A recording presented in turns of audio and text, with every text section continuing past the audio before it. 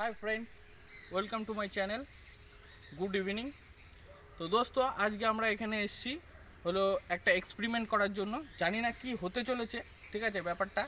এবার এক্সপেরিমেন্টটা হলো আমরা কিছুটা ক্যালসিয়াম কার্বাইড নিয়ে সেটা একটু যেটা হলো ফ্লেমেবল গ্যাস, ঠিক আছে।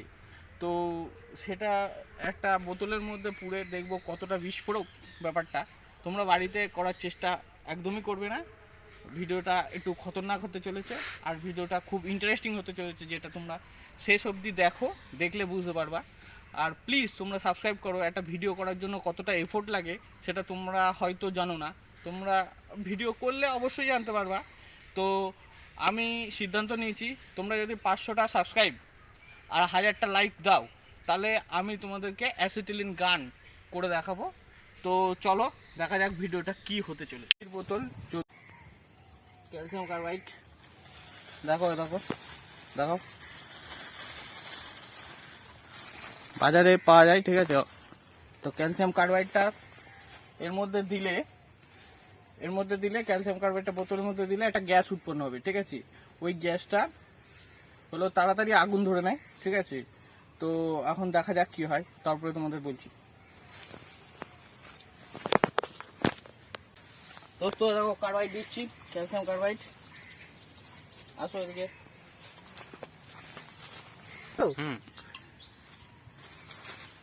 দোস্ত গ্যাস হওয়া শুরু হয়ে গেছে, এখন দেখা যাক। ওটা নিয়ে যা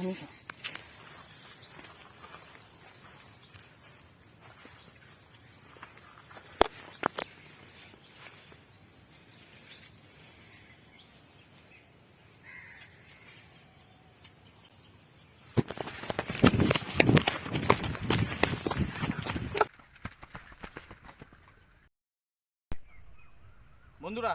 তাহলে কি হলো দেখলে ব্যাপারটা হলো আগুনটা জ্বললো কিন্তু বাস্ট হলো না। আসো ব্যাপারটা বুঝাচ্ছি, আসো। আর বাস্ট হবে না।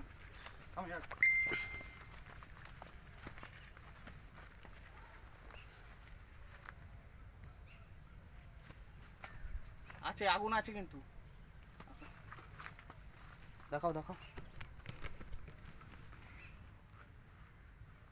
দেখো দোস্ত, আগুন জ্বলছে। আগেকার দিনে লোকেরা এরম ভাবেই সলতে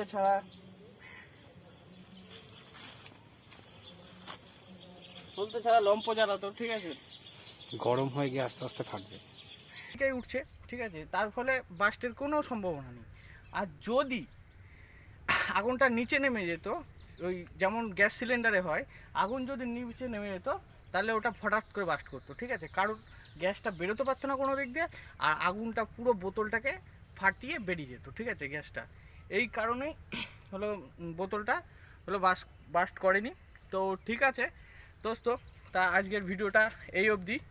তা পরে কোনো একদিন কোনো এক ভিডিও নতুন এক্সপেরিমেন্ট নিয়ে দেখা হবে। তো আশা করছি তোমরা আমার ভিডিওটা লাইক বা সাবস্ক্রাইব করবা।